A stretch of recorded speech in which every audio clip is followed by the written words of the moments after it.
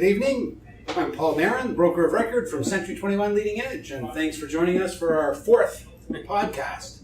Good evening, everybody. I'm Tassis Giannakakis, also from Century 21 Leading Edge. Anthony Bungaro, broker manager for Century 21 Leading Edge. And owner. Oh, Broker manager, owner. Come on, Yeah, you gotta add that point. I guess that's why we're all here. Good point. Thank you. There you go.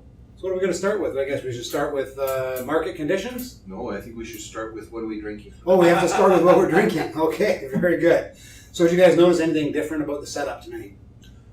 The only thing I noticed, and then didn't mean to interrupt, is that for some reason there's a smaller glass with a little less in it and a bigger glass with a little more. Well, that's because I like that wine really well. So I Okay. took a larger pour and I shortened your pour. Okay. No, that's not. It's nothing to do with the glasses. What else is different about the setup tonight? Oh, we're in a different location. Okay, we're at a different location. We're in Whitby. I thought we were talking about the wine. No, we are. There's no decanters. There's no Okay. No decanters, Great. right? Okay. So there's no decanters tonight because tonight we're trying Spanish wine. So Spanish wine is generally filtered, and you don't really need to decant it. It's much like a Pinot Noir from Burgundy. You can basically pour it right out of the bottle and drink it that way. So two of these wines are from the Douro region of Spain, and one is from the Rioja region of Spain. And their predominant grape in all three of them is Tempranillo, which is a different grape. You don't really hear a lot of people talking about, can I have for me a Tempranillo, but Yes. that's the grape variety. And I'm not sure if I pronounce the names of these grapes correctly, but that's what it sounds like to me. And then the third wine that we're going to try tonight has got a blend. So it's about 80% Tempranillo, and then it's got a little bit of Cabernet and a little bit of something else in there. The first wine that we have is the Antanan, and this is a 2005 Rioja wine. So let's give that one a try. Okay. Cheers, guys, to our Cheers. fourth Cheers. podcast. Cheers to the Vendetta Media guys that are Cheers, always haunting us with special masks.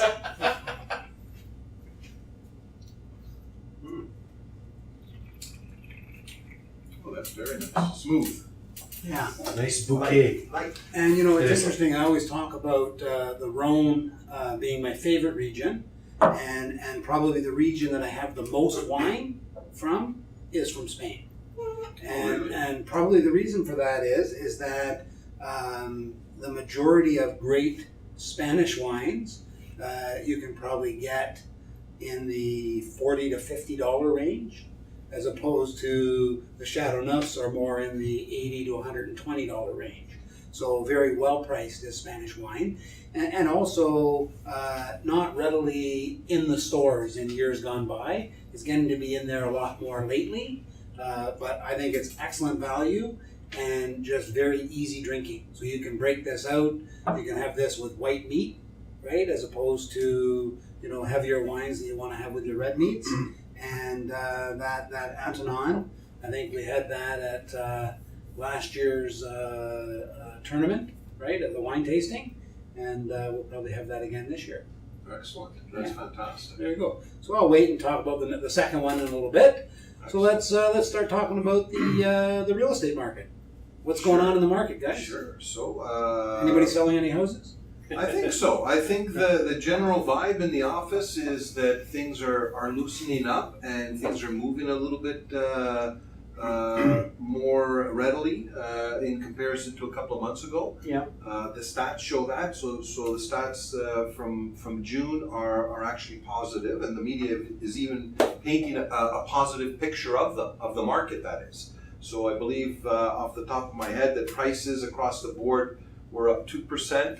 And activity was up 2.4% from June of 2017. So I think that's a positive thing. Anthony, what do you think? Well, absolutely. You mentioned about the media. Yeah. If you walk by a TV and all of a sudden you see the news, the market is hot. There's great opportunities. Prices have gone up. And you start thinking, well, if I recall right, not even a month ago, 2 months ago, the media was one of the most terrible things. I think we even discussed that. It's like they made it sound like, you better just go lock yourself in the cellar. This is the most horrible thing. And we were talking, well, I think they're comparing it to that little blip on the screen last year. And in the real world, I think the pulse, and Paul is certainly the statistic guy, but I also, and we don't disagree with this, the pulse is what's happening in the real world. For example, I had to drop some papers off in accounting, and I'm saying this in a positive sense. You go, wow, the deals are rolling in. I can't believe how busy it's suddenly become. And not that they were complaining, but the reality is you just finished seeing on TV how things are going crazy. Prices are going up. The market's spectacular. So the pulse, you're in the office, you see the agents, you're getting more deals, more questions on transactions. You go into accounting to drop documents off. Wow, we're swamped. The deals are rolling in. This fantastic. I love to hear that. So that's the street feel. Anyways, but I know you're the stats guy, Paul, and you did mention sales are up. I think the other thing to note is condo developers are still very aggressive on their releases. And two that come to mind that just got released was Empire Maverick, which is on King Street, 333 King Street, I believe, right? So that recently launched, and it launched at $1,250 a foot. Average price, right? Which is substantial, especially when you look at a year ago. So one block to the north of that is the Peter Street condos that launched last year at $1,000 a foot. So 25% increase in relatively a block away from each other.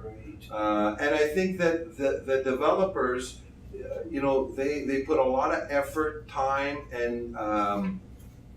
and research before they go to market, right? So they don't just haphazardly, okay, let's release at this price. I think they know what they're doing. Homework. And there's a lot of activity there. The other project that I find really interesting is 50 Scholar. So 50 Scholar is right across the street from our Bay Street office. And that is going to be a super high-end condo development that I believe it's Lantera is doing. So right next to the Four Seasons Hotel, and we're talking record price. They're selling these at $2,200 a foot. Okay, super high end. $2,200 a foot, Anthony. And the idea is they are what they are intending to sell is the creme de la creme. They intend to be the best condo building in Toronto. Right? Location is great, obviously, right next to the Four Seasons Hotel.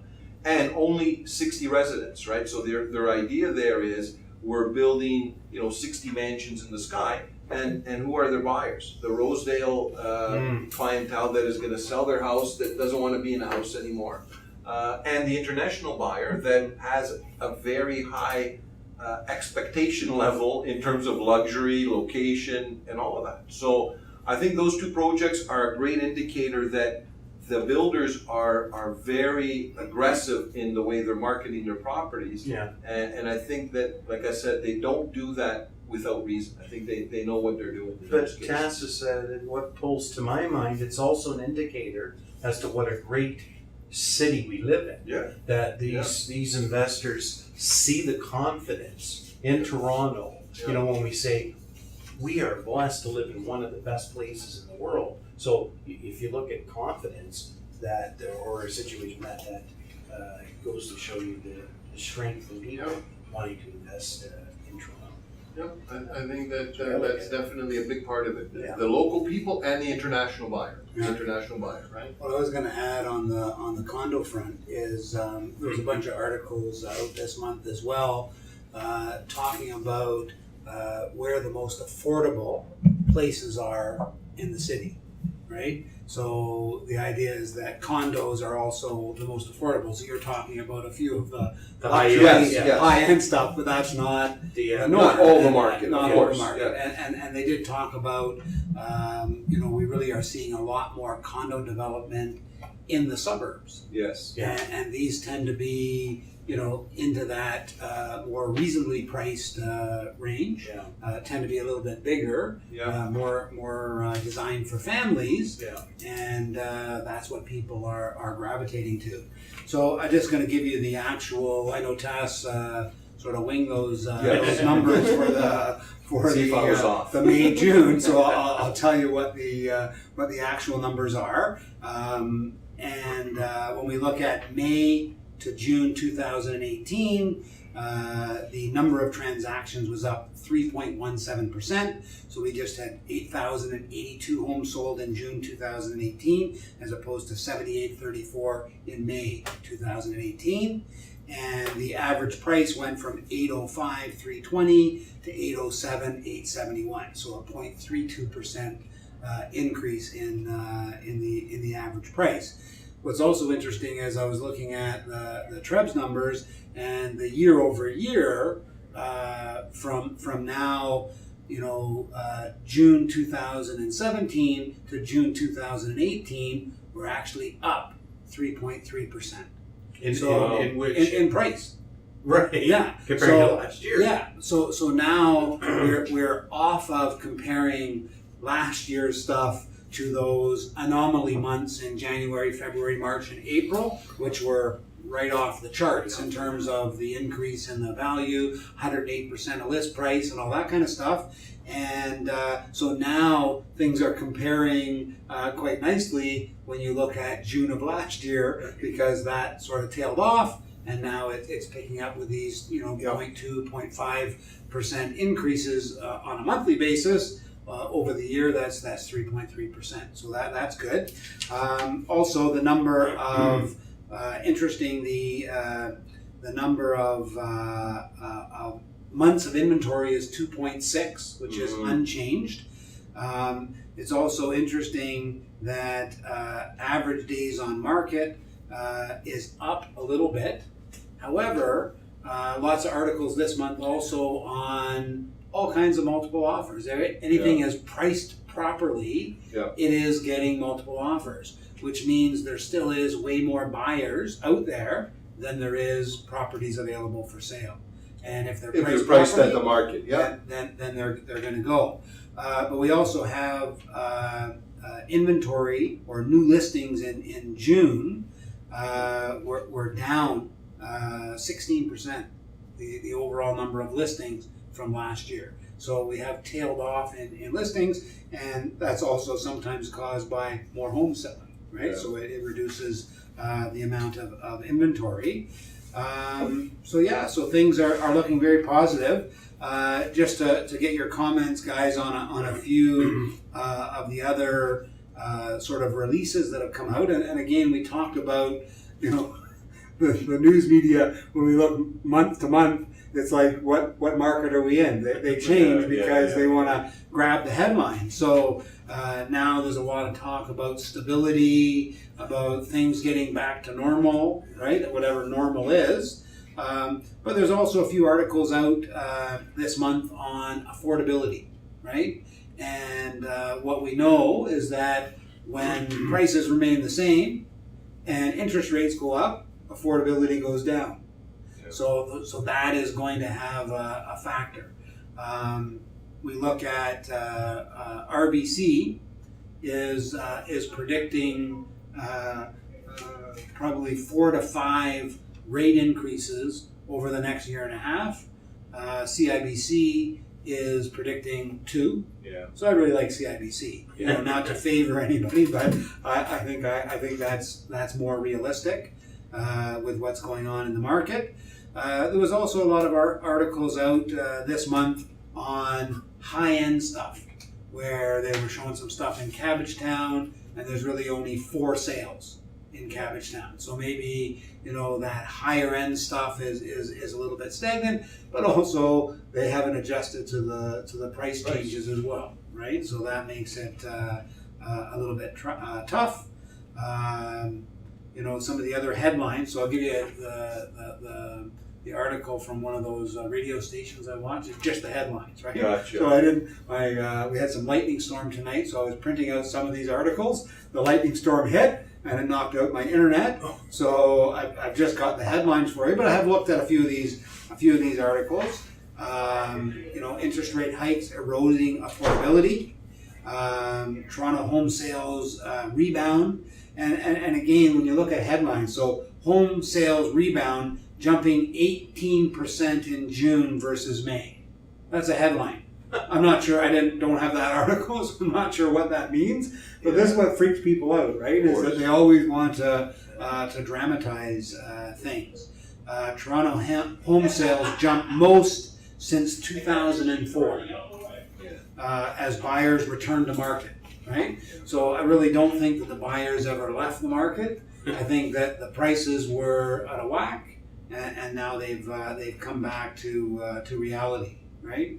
So the other thing that is interesting again is they're talking about pricey condos and then reasonably priced condos, and maybe next month we'll do a breakdown on those difference in affordability and where are the values, because I'm sure we're really doing this podcast more directed towards real estate agents, but they can then in fact help their clients to direct them to where those affordable products are. So we'll maybe do that in a second. Yeah, I think that would be great to show some average prices per square foot in different areas. Yeah. And I think generally speaking, most agents and investors realize that the pricier high-end stuff in the city, it really isn't garnering them a big return. I think most of them are in that market thinking of the capital gain, right, in the long term, and the stability of the foreign investors looking at it as a stable market in Canada and especially in Toronto, right? But I think it would be great to see what those other prices are, Paul, because I think that's where you're really getting more of the end user, right? Who says, hey, I need somewhere to live with my family. I'm not buying this as an investment, so what makes sense? What's affordable, right? So definitely, we'll get some numbers to share with everybody. And people have a tendency, and I don't know if this is a fact, but it's something that I've seen, that people quite often stick to their neighborhoods, right? Yeah. And speaking as a residential real estate guy, people wanted to upgrade in their neighborhoods. Now with condos, there's different reasons. Their families, the affordability of a condo. Not everyone can afford $1 million home, but families or even people, getting to retirement age, maybe not necessarily wanting to go to a high-end or an expensive downtown location. And you mentioned that sort of in the suburbs, they're building more condos. So it's good to keep a tab on that and see where they are, and also with the prices that you mentioned. It's definitely where the society is going. Density, cities want density. Reduce the traffic, have people more condensed, less of a commute. Yeah. So I think that all makes sense, and condos is the logical solution to that, right? Yeah. It solves affordability. Yeah. You can obviously get more people close to subway lines, bus lines, GO lines, whatever, right? So. Definitely, it is moving that way. So that's why we got to keep on top of it. That's right. So let's talk a little bit about real estate webmasters. Yeah. We actually attended the summit that they had here in Toronto. Yeah. Right. That way we attended that since the last. Well, we're right in the middle of the last podcast when we attended that. But what I think is a good thing to focus on there is just talking a little bit about what we're doing with real estate webmasters with Century 21. I've had a lot of our agents come to me talking to sales staff and whatnot with real estate webmasters, with them trying to sell them an autonomous site and set up this budget and spend all kinds of money. And a lot of people have a lot of questions on what to do, what is going to happen with real estate webmasters. Whether they should be doing the autonomous site, or just using the subdomain site that Century 21 Canada is going to provide to all of our agents. Yeah. And I'll touch on a few recommendations and then talk a little bit about where is the best place to go to get information on that. Yeah. And, contrary to popular belief, asking REW should I get a autonomous site is The not answer's- the best way Yeah. to do it, because the sales crew at Raring to REW, go. they're raring to go. Yes, you should do it, right? And a lot of people are asking them, well, how does this compare to our existing Where to Live site? Well, they've never looked at our Where to Live site, so that they really have no idea. So to give a quick synopsis on it, everybody at Century 21 Leading Edge and Century 21 in Canada is going to get a subdomain site. This is going to be launched.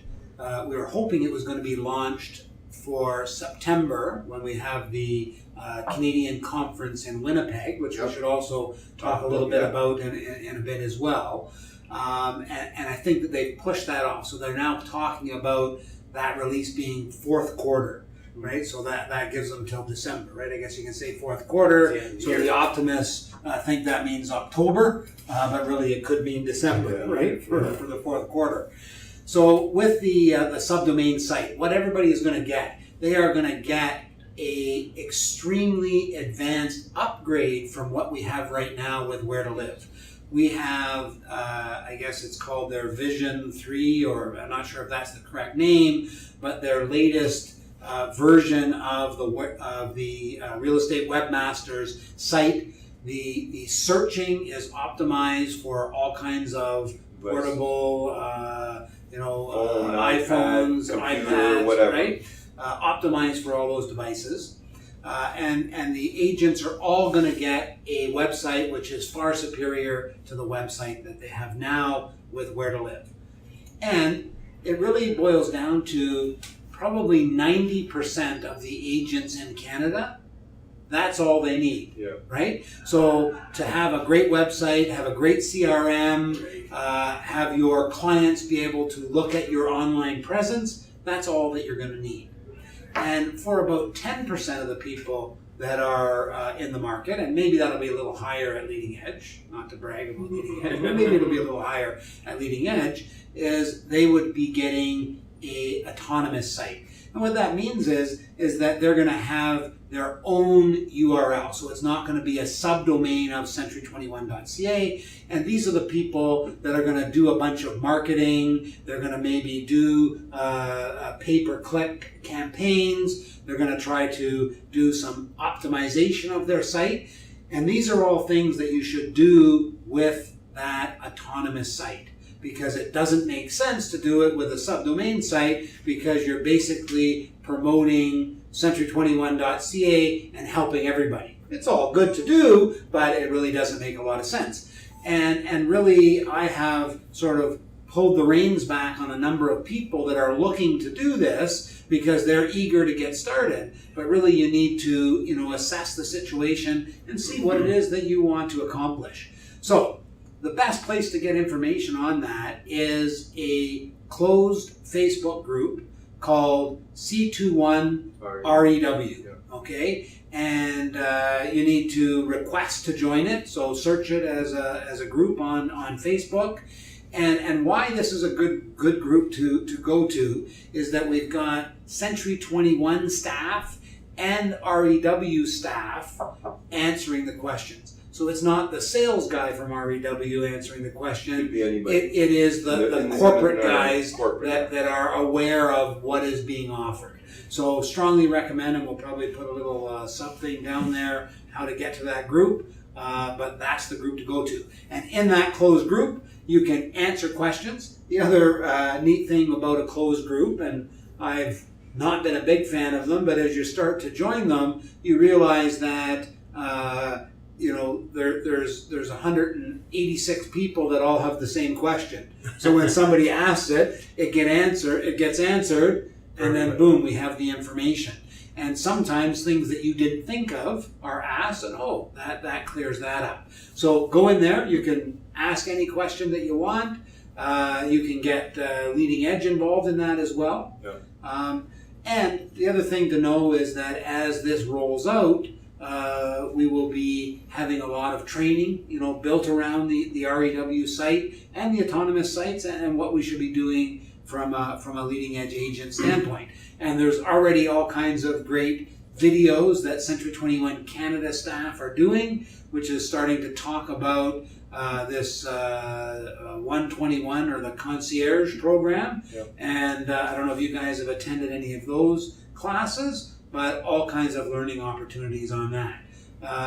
You guys have anything to add on the REW stuff? Or? Yeah, I think just to comment on that, Paul. I think we all watched the podcast that they had REW with Jack Miller, and that was great information. And just further on that, what are these podcasts all about, right? It's for us to get information to you guys, and we watch them the same way. So we're watching REW podcast, and we joked about how long should a podcast be, right? and are our podcasts too long? The idea is you don't have to sit and watch it at the entire time. You're listening to it, watching it, a mixture of the two, and that's exactly what. When we talked about that, that's exactly what I did with the REW podcast, right? I was watching it part of the time and listening to it part of the time. So great way to get information, right? The knowledge, yeah.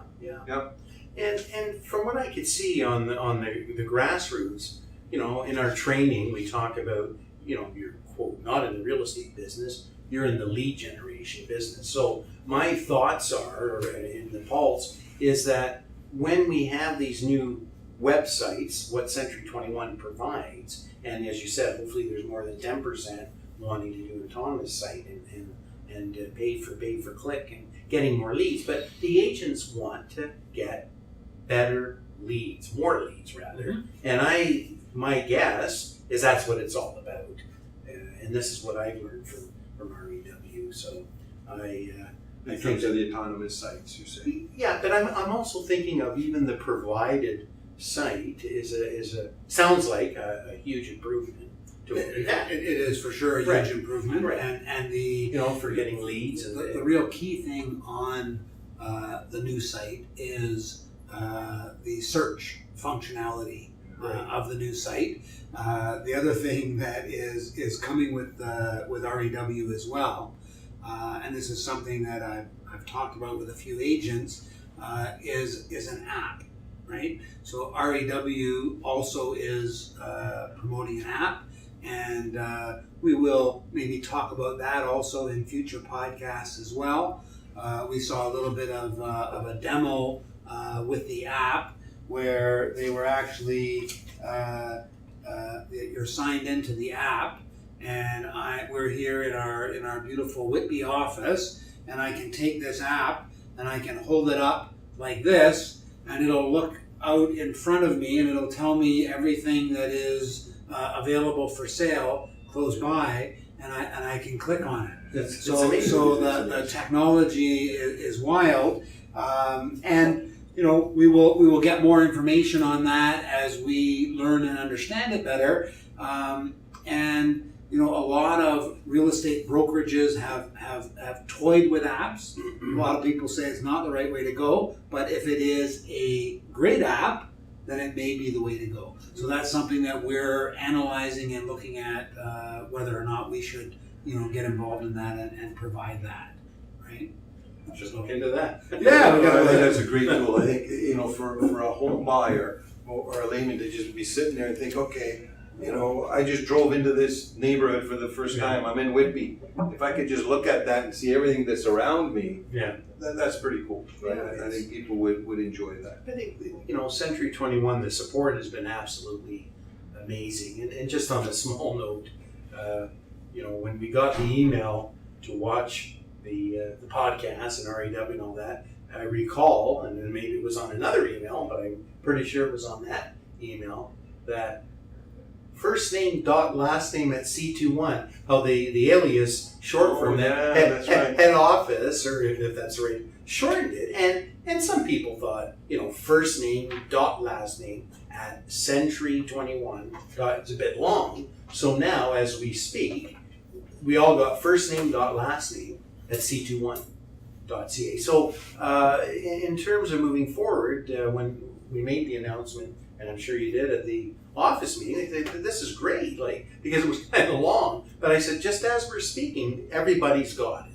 So I thought that was an improvement. So It's a very small point, but you can see that they're doing everything possible so that it makes it easier for people to send in a lead, to send in a request. C21 is shorter than Sentry because sometimes people go too fast, they spell Sentry wrong.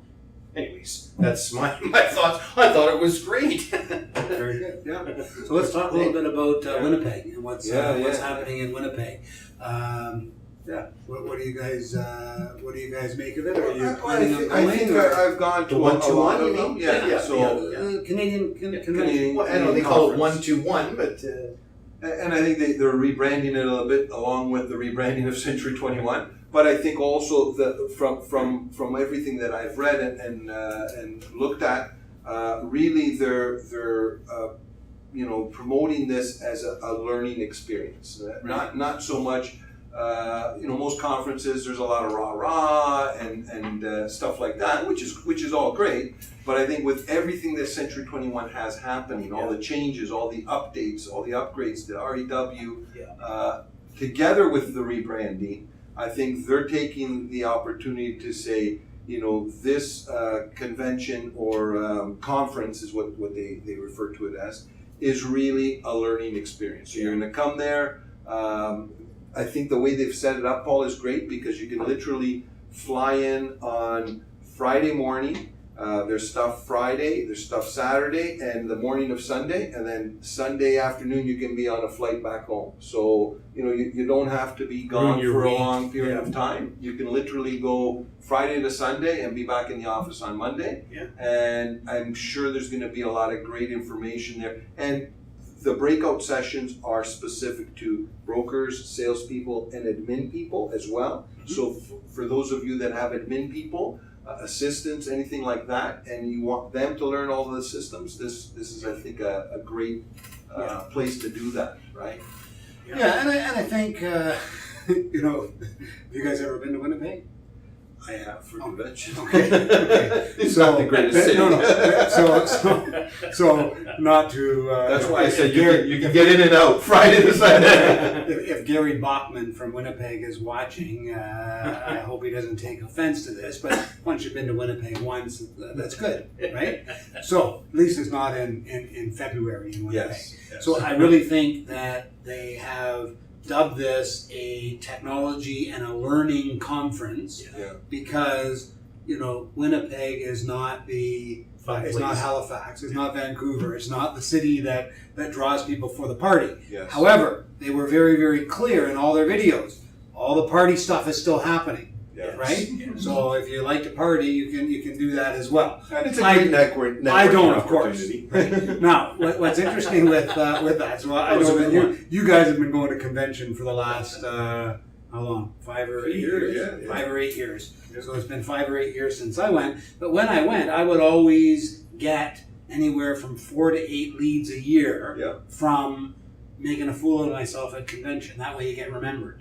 So that Paul Barron guy, I'll send him. Actually, I'll tell you the first Century 21 Canada convention that I went to. So you know that we switched over in 1999 from Sutton Group to Century 21. Sutton Group never had any conventions, right? So I had not been to a convention.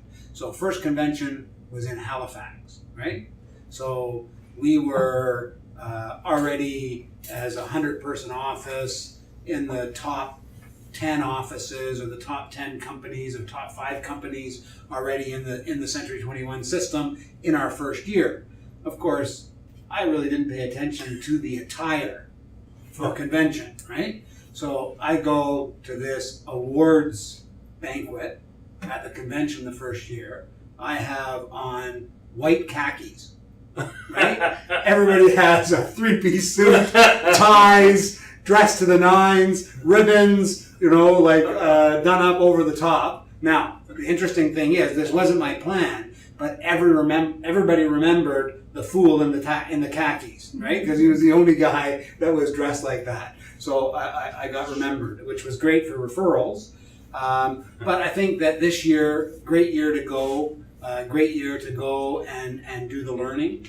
Also to deal with the rebranding. So I think there's going to be a lot of breakout stuff on that. You can go with the white khakis because if there's a white party, in Winnipeg. Is there going to be a white Yeah, party? so there's going to be a white party. So Okay, what does that I mean? tell you that means you got to dress all in white. Okay. So, I'm gonna save those pants. No, yeah, exactly. So international convention. Of course, I didn't read the memo that Right. said there's a white party, right? Right. So we get there in Florida, Okay. and myself and Ken Young and a couple other guys are like, "Did you know there was a white party?" I didn't know there was a white party. So we were all in a panic. So Ken Young and I were out shopping the next morning looking for white pants. Right. Ken, I think, found some. I didn't. So I still didn't show up with white pants. I did have a white shirt. So the white khakis, you can reuse them. If you still have them, you can reuse them. Maybe I started that because of my 1999. Yeah, probably. So convention. definitely pack your white clothes, guys. If you're going to Winnipeg, there's a white party. So there you That's go. right. Dress head to toe in white. And I think there's some specials on until Yes.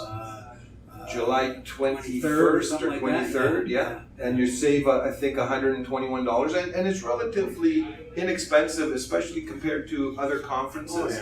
I think we could probably add something to this, to a link that has the prices, because I don't remember them off the top of my head. But it's also, I do remember for admin people, it's actually quite affordable. It's only $99. So I guess traditionally, if you're bringing a guest, it would be slightly lower than what a delegate would be paying.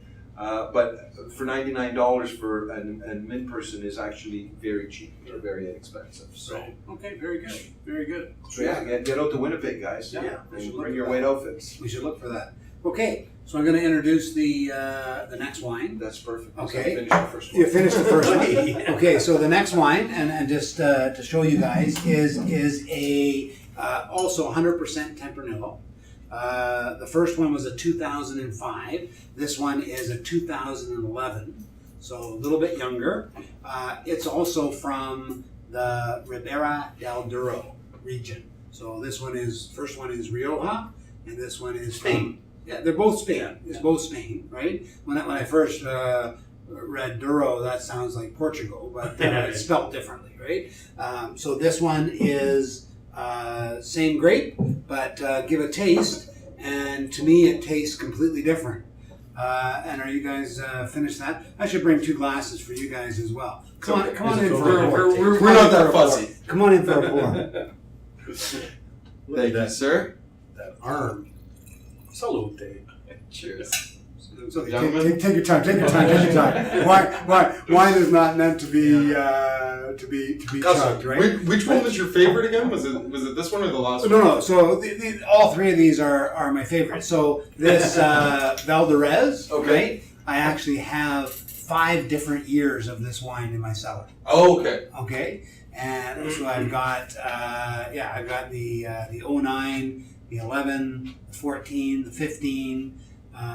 And one older one as well. Right. So it's a wine I love. The Antanon is one of my favorites. I went out when this one was released and bought 12 cases of this. I drove all over. But that was the first one. That was the first one. It's very light. Yeah, very light. Yeah. So try the second one, Anthony. Yeah, I did, and I was like, What did you cheers. Salute. If I can interrupt for a second, I thought the decanters were more for aeration, and you were saying it was more for filtration. That's why you don't Right. need it for Spanish? Yeah. So decanters are for 2 reasons, right? Okay. One is for aeration. Okay. And aeration is needed more with certain grapes. Gotcha. Okay? Okay. So it is a combination of the 2 things. So one is that if it's not filtered, like Chardonnays, Bordeaux, all unfiltered, right? They need to be decanted so that you don't get all the crud in your glass. Gotcha. Okay? So that's one reason. And then the second reason is to aerate it so that it takes away a little bit of that roughness of the tannins, right? Now, the Tempranillo grape, the Pinot Noir grape are a softer, more easy drinking grape. Right. Therefore, right out of the bottle, they're ready to drink, right? So this is, if I'm ever doing a barbecue in my backyard, This I one. will not be serving a Chardonnay de Pape.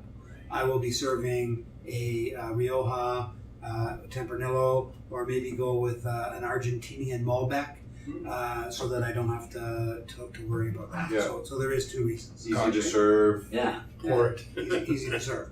Now, talking about watching our Vendetta Media guys try to get rid of that wine because they only had one glass, I went on a tasting with the guys in Saskatchewan, right? And they were more accustomed to beer, I guess, right? And we had gone. I had gone out and I spent about $800 on wine, right? For it was dinner with six of us, right? And we drank 8 bottles of wine, so not a good thing, but. it's Spence. So I'm calling out all my Western Century 21 guys here. So Spence from Century 21 Dome at the time took a very expensive thing of wine, and it was half thing, and he just chugged it all down. That's not bad. Good stuff. That's fun. I find humor. I said, no, please breathe as you're trying that wine. So yeah, I love my Spanish wines and excellent stuff. What are your guys' thoughts on the difference between the same grape and the different more regions? earthy, I think, Paul, on this one. Yeah. That's what I'm getting from it. The first one was a lot lighter, I found. Yeah, very light. Yeah. I'll give you a little bit more of that task so that you can compare. Yeah. Yeah, I think to sit and enjoy, they're both great, but the second one, it's got just more strength to it. It feels like it does. Yeah. And if you're going to have a glass of wine, like that's what I would have. That's what you would have. I would have This that. is more easy drinking. Yeah. But Yeah. the second one, a little bit more complexity to it. So these wines are going to be, all three of these wines are going to be available for our audience to try if they attend our August 23rd golf tournament and wine tasting. So I know that I provide all the wine, but you guys talk about it as guests as to what you think of. Sure. No. I think that's great. I had someone ask me the other day whether they should attend, and I said 100% you should attend. And I think anybody that has attended will tell them whether you're a golfer or not. That's right. Definitely attend. So you can come for the whole day, which is golf, lunch, dinner, and of course Paul's wine tasting. Yeah. Or you can just come for the dinner if you don't want to golf. But absolutely do not feel that you have to be a professional golfer to attend the golf portion of it. Believe me, I'm a terrible golfer, and I go every year, and I have a great time. And there's a lot of people that are not great, golfers. Yeah. They golf once or twice a year, and it's always a lot of fun. The wine tasting is always great, and for those of you that haven't been there, everybody gets to take a bottle of wine home. I think it's everybody, right? Yeah. So that's part of the package is you get to take a bottle of wine home, and of course Paul brings great wine, and I think we need to mix it up a little bit now, because usually people that have won the prize want to go to the most expensive wine. So really what I think Paul wants to accomplish is have someone take the wine that they like the most home, right? That's exactly it. But you do the tastes. Yeah. You do the taste. You taste them all first. Yeah, Yes. I remember the first time I went, he's got these like things or bowls or whatever. I said, "What's that?" "Oh, you gotta spit it." What do you gonna spit? What do you mean spit? I'm not gonna spit it out. No, I thought you were gonna drink. No, Italians don't spit. we don't spit. We don't go boom, boom, boom, boom, boom, boom. But I laugh. But we have a lot of them that don't spit it. And Yes, by the end of the night. I find, if you're watching the podcast or watching someone go, oh, the bouquet, the flavor, its complexity. The good part is, like you said, come, enjoy it. Yeah. And taking a beautiful bottle home is great.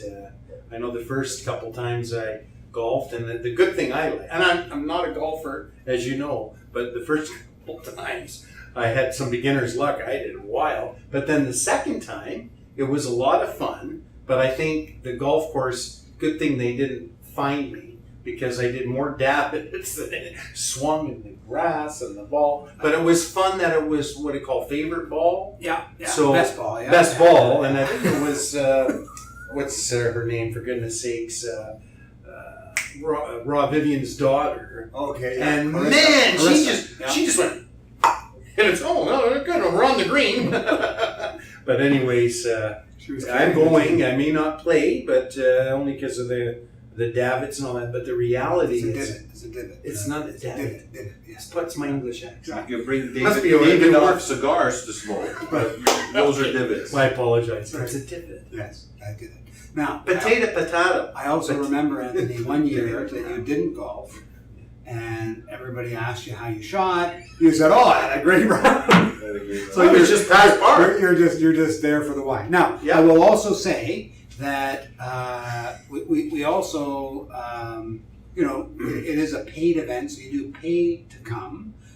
It usually costs us significantly more than what we charge to provide the stuff that we have at that event.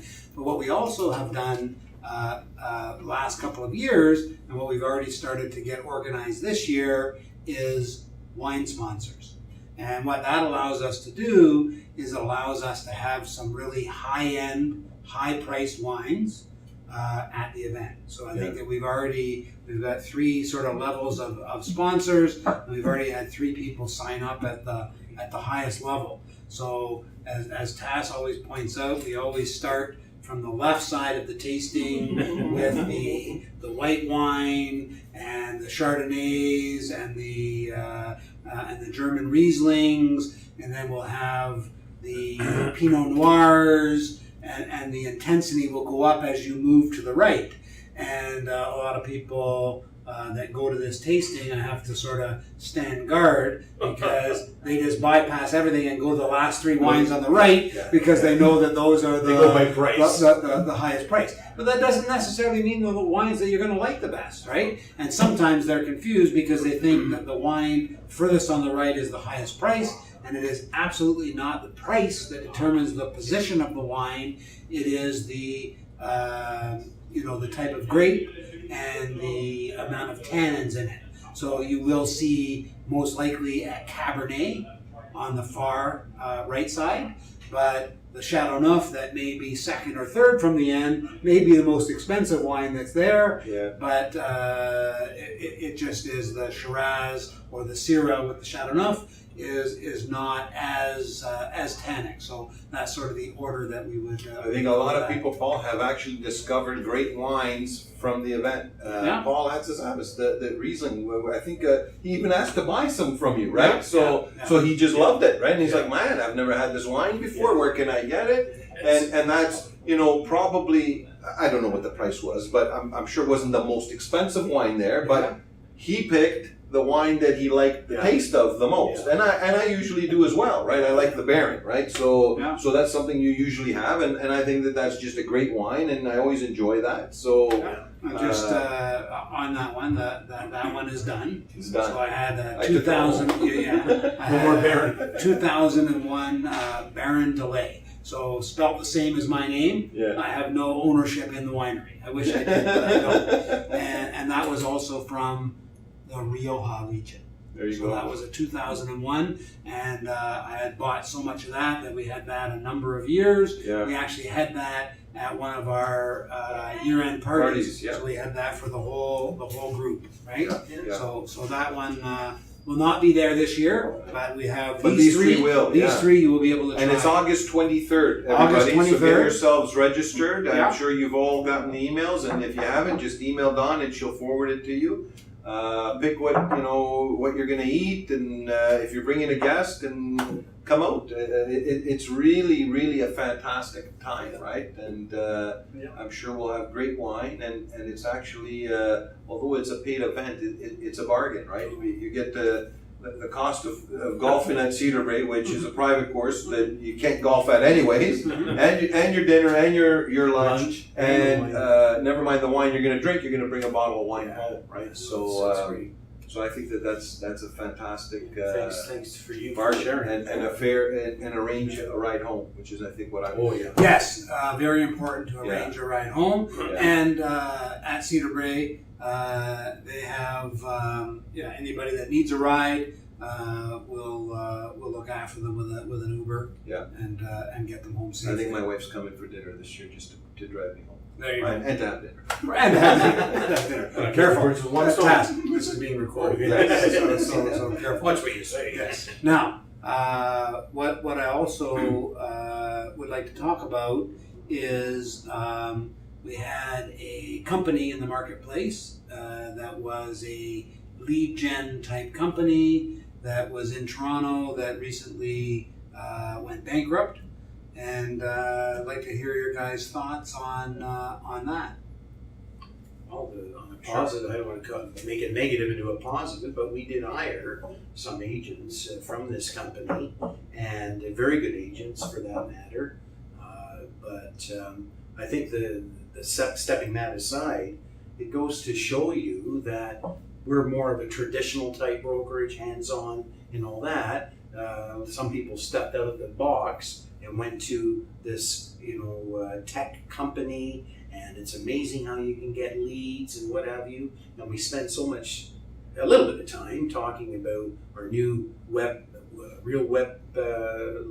It's nothing to do with Real the estate wine. webmaster. Real estate Real estate webmaster. webmaster. But the point is that available through our company and the support, you would have a lead generating website. Anyways, my thoughts are it's kind of scary. A lot of these agents are in the position now, they're worried about getting paid. We all say, oh, we've got errors and omissions insurance, but from companies that go bankrupt, it's still not just easy peasy. There have been many people that had difficulty getting their commissions, and I think you work hard for your money. You don't want to be with a company that's going to turn that way. Not that anyone would have guessed that, but I feel that the statistics, again, my statistic guy Paul, you'll know how much they put in, or you heard how much debt they were in, and that's kind of scary. Yeah. But I owe it up to our organization that I call it full service, but you don't have to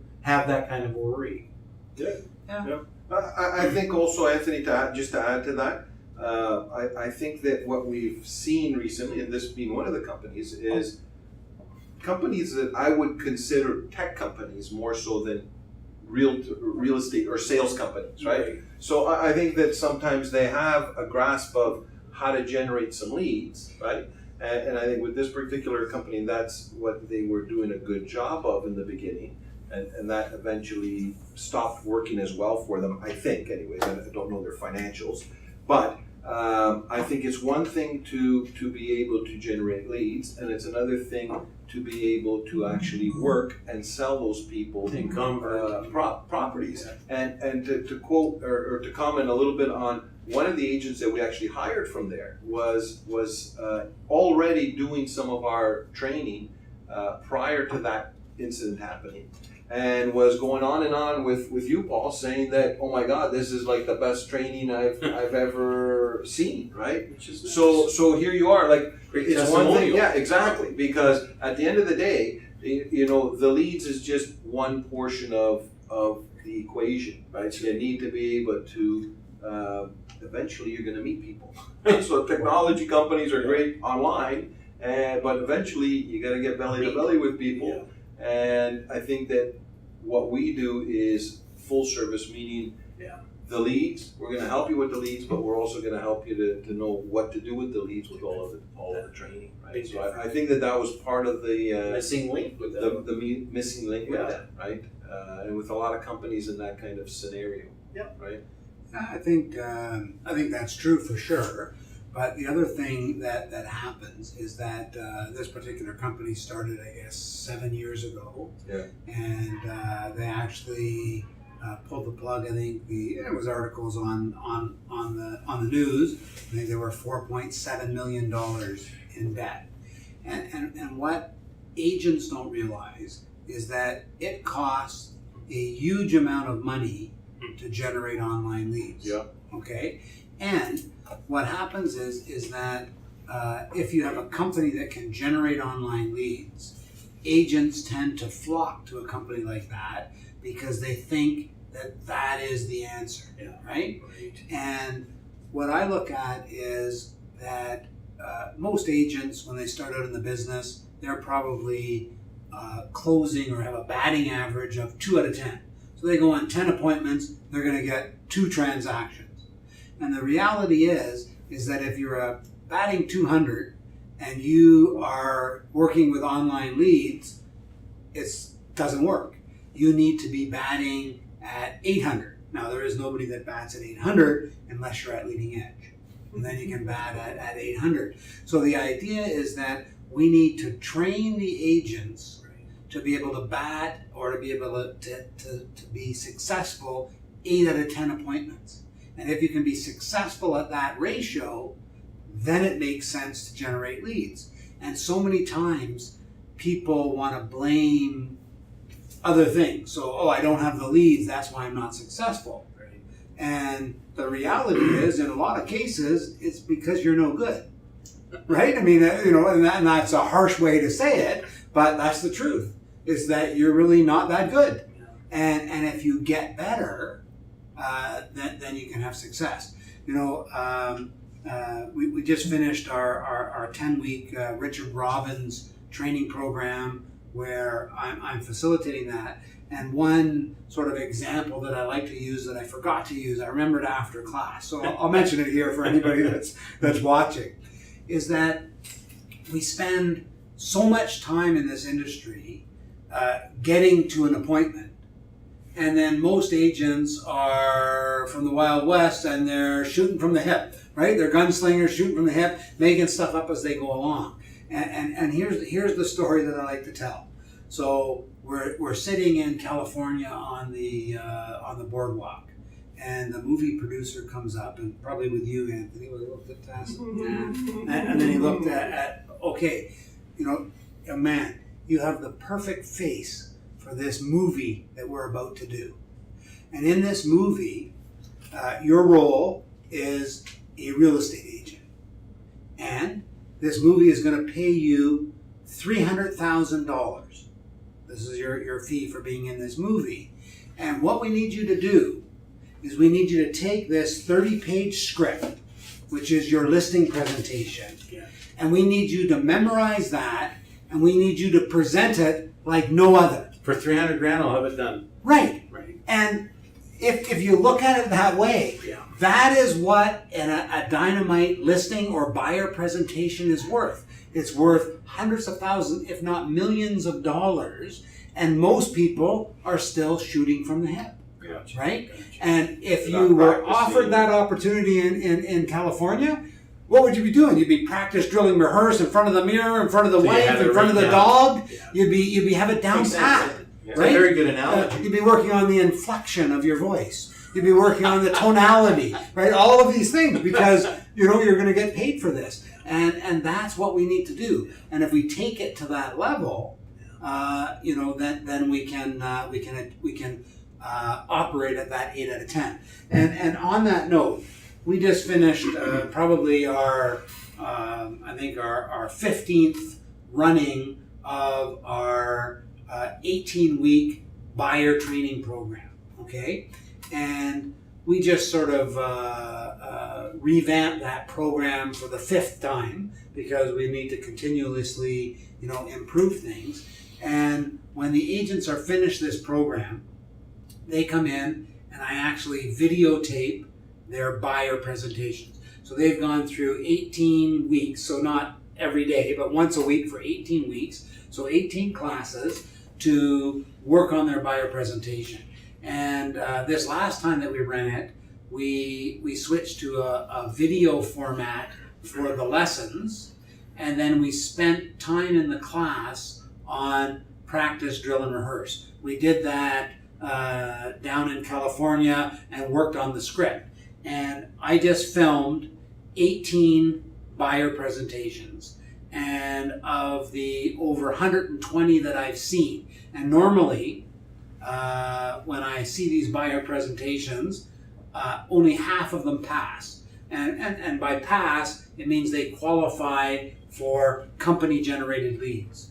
And I can't give company-generated leads to somebody that's closing at a 2 out of 10. I need a dynamic presentation. So of these 18, we had a record. 18 people passed. They were the most unbelievable presentations that I've ever seen.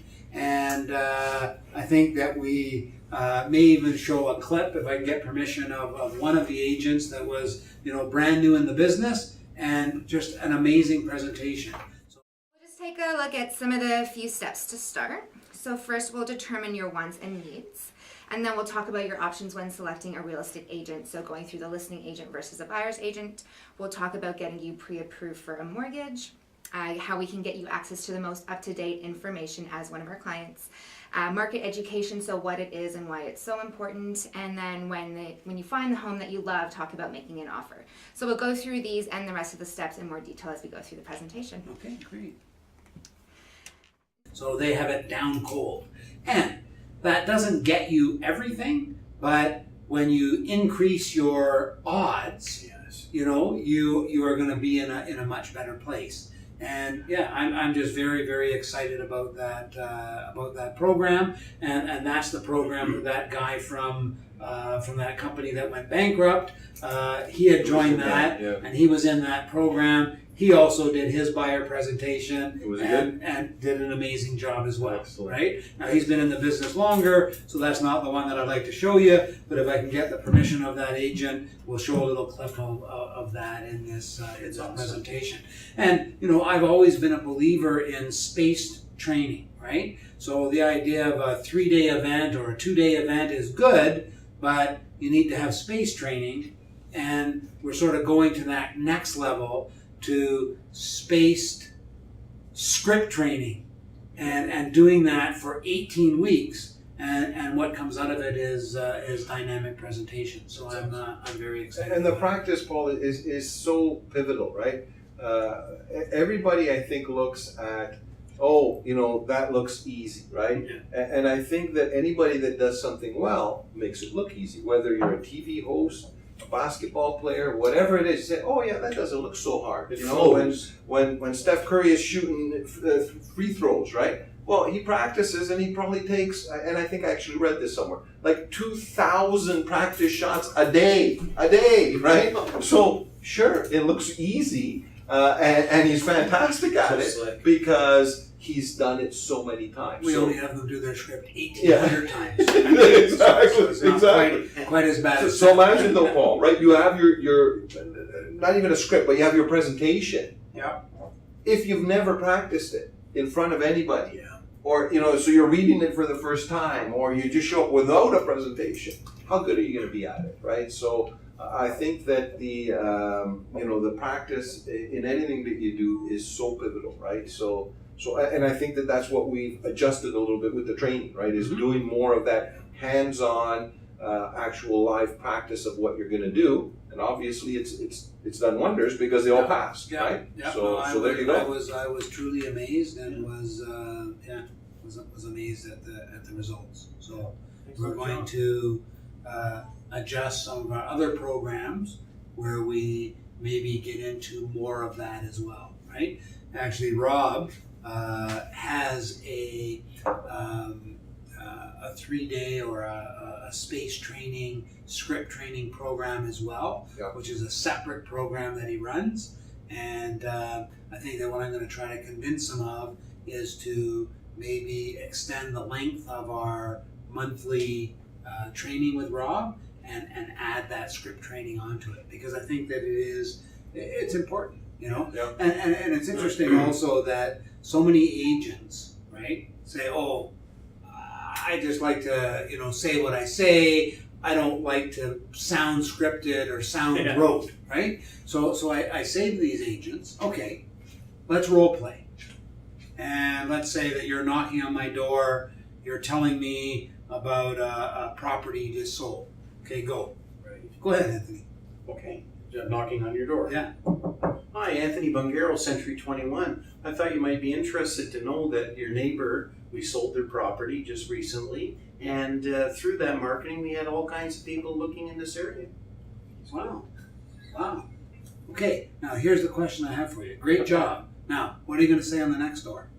On the next door? I'm the next door. Hi, Anthony Bungaro here, Century 21 Leading Edge. I just want to let you know we just sold your neighbor's house a few doors down. They're going to say the same thing. Right, exactly. Exactly. So, you don't understand? No, but everybody everybody says they don't want to sound scripted, Well, right? yeah. And what they're saying is, oh, I don't want that script, right? But the truth is, there's only so many things we can say. So we're going to figure out what we think is the best thing to say, and we're going to give say people it the information. at every door, Yeah, right? yeah. And what we've done is we've Till somebody scoured all the trainers, Yeah. looked at what is the best results, and those are the trainers that we're bringing to you. So take their scripts, learn them, tweak them, make them yours, but that's what you need to do. And there is nothing wrong with learning good words, right? Do you think the actors make up their script? No. Back to my I love your California analogy, They right? do it different every time. That's right. They do Pick it one different every out, time. pick two different. No, it's the same, right? Just like sometimes people say to me, "Oh, I remember you said this," right? I say the same thing every time, right? So when we're talking about an agent or what we provide, right? So yeah, there's no room for error because it's the same thing as each time. Yep. Right. Okay, gentlemen, Yes. let's go to the third wine. Oh my God. Right, we're on a roll here. There you go. We're on a roll. Finish, right? I see Steve is ready for the third one. Now, so you just need to empty one glass, and remember what you had as the. So you've finished the second one, right? This is still your first, okay? So now we're going to go to a 2006 Villa Creses. I don't know if I'm saying that right. I'm not Spanish, but it's also from the Douro region. Which is the same as the Valderez, okay? And this particular wine, I will just read out because I don't have this memorized, but oh look, it's right there. So Tempranillo is the main grape, and it's 86% Tempranillo, and it also has Cabernet and Merlot. So the other 14% is a combination of Cabernet Sauvignon and Merlot. And that's why I left that wine for the last. So maybe we could have decanted this wine. But I was also on a time restraint to get here. And why we chose Spain today is because then I didn't have to get the decanters. But this one probably could have done with some decanting, but I opened them all at the same time, so it's had some time to sit out. So, Steve, if you can put your glass in, and we can try the... And the last one, the second one we had was in 2005. The first one was what, Paul? No, the first one was a 2005. Oh, okay. Kind of a scary guy. I'm just checking it to make sure. Yeah, it's kind of a scary guy. That's right. There we go. Okay, and Mr. Janakakis. So the first one was a 2005, and it was from Rioja. And these ones, the second one was a 2011 from the Douro region, and then this one is a 2006. Okay, now this 2006 is the only one that is a blend. So it is a blend of You want some? as Tempranillo. Yeah, if you can hand me that, thank you. I'm just making a mess here. We'll forgive you. Yeah, so give a try that one and tell me what you think. I think it's a little bit fruitier. That's me when you said that.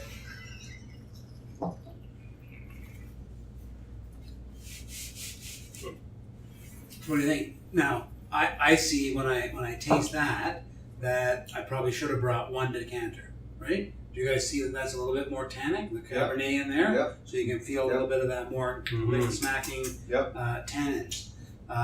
So yeah, it could have done with some decanting, but hey, we didn't have that. That's why we're trying it last. Now, are all three of those grapes from Interesting. Spain, Paul? Yeah, so all three of the wines are from Spain. Yep. They're from different regions of Spain. The first No, but the last one we had, you said there's three different types of grapes. Yes. Right? So first wine Yep. was 100% Tempranillo That's from Rioja. Yep. Okay, 2005. And that was the lighter one, Yeah. The second one right? was from the Del Douro region, Right. but also 100% Tempranillo. But tasted Totally different. was different. So the idea is that the French say the terroir or soil and the different conditions change the grape. So it is both 100% Tempranillo, same grape, different region, different taste. Totally, right? And then this one is the same area as this one. Okay, I shouldn't say this one as the Valdez, as the 2011, But it's right? fruity The or Duro. something. But this one is 86% Tempranillo, and it's a blend. So they put in a percentage of Cabernet and a percentage of Merlot, and that's what adds to the tannins there. Wow. Right? So, which is your favorite? The last one. The last one. Yeah. Taz? Yeah, I think so too. I like the last one. I was enjoying the other one, but as soon as I started sipping this, it's nice. I don't know what it is. If it's the flavor, it's you feel like you're drinking something substantial. Yeah. So what's interesting is also with wine is it's all about what you're eating, right?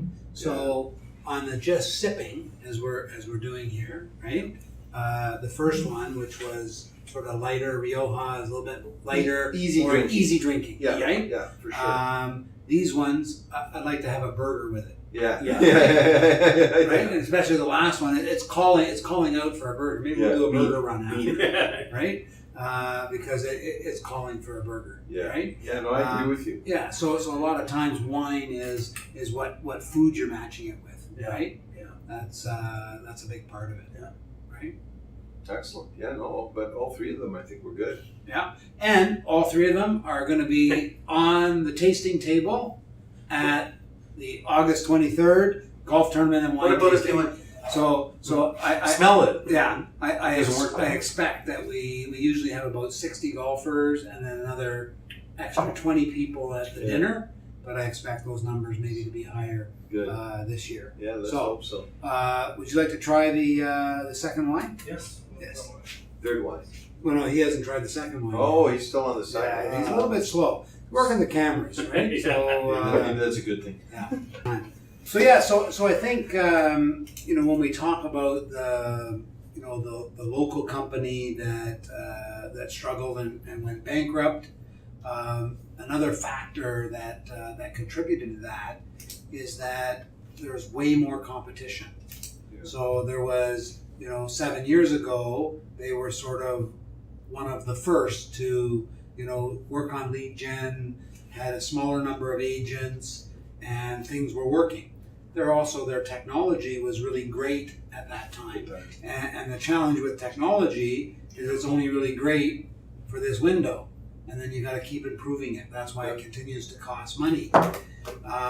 What's interesting though is that there's dozens of competitors that are competing for those same leads now. Yeah. Now, what's also interesting is that there was just some news, and I was down at the T3 Summit, and we had a bunch of the newer type companies that were on the panel down there, and one of the companies that was on the panel down there was a company called Purple Bricks, and this is a company which is a flat fee company, so they charge $2,500 for the listing fee, and you pay that whether you sell or not. And they were very, very popular in Australia and England, and they just moved into and I guess I was down there in April, and they had just moved into the California market. They had raised $280 million in a venture capital offering in order to break into that market. And we really haven't seen a lot of those type of companies coming to Canada.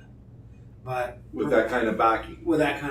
Yep. And Purple Bricks just announced that they're now coming to Canada in a big way, in that they bought out Comfrey, and I'm not sure of the pronunciation or the actual name, but also I think it's Dupree, which is a FISBO company in Quebec.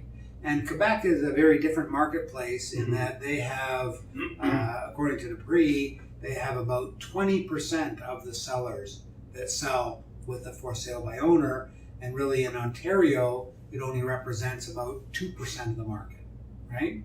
And Purple Bricks has come to Canada and has bought out Comfrey and Debris. So they're going to get involved in this marketplace. And, it's not that it should cause panic or, we should all, figure out what we're going to do, because, when we look at who's the new guy in Century 21 in the U.S., what's his name again? You're talking about the leader? Yeah. When Davidson left? Yeah. At least I got that far. I can't remember his name. I remember. We call him a younger fellow. He's Yeah, probably he is the a younger fellow. Younger fellow. The younger fellow Yeah. CEO. We'll Yeah. dub in his name at the bottom of the, Yeah, of the that's podcast. 'Cause we Hopefully he can't- doesn't see this. Yeah, please we don't. can't think of his name. Yeah. What the heck is his name? Come on. Him. Great guy. Great guy. Yeah, Great no, guy. absolutely. But he was at the T3 summit, and a lot of these new companies were talking about these new concepts. And he stood up and said, okay, he was on one of the panels, and he said, okay, how is that a new concept? So for the last 20 years, people have been, from traditional real estate companies, have been offering a low or zero commission on the sell in order to get the buy side of the deal. Yeah. So that's not new. No. They just are calling themselves that this is our system, right? So They're kind of traditional branding. real estate has done it for years, right? So commissions are negotiable. And, my belief, sort of going a little bit aside from the Purple Bricks thing, is that my belief is that the for sale by owner company, Comfrey, when they instituted this mere posting scenario where they put the listing on MLS and really became a low price real estate company, I think that was the beginning of their demise, because they now had to play in our field, and really they didn't do anything. That's right. Except put it on MLS. But putting it on MLS It's not the only thing not that the you only need to thing. do. Yeah. There's a bunch of other stuff, right? So,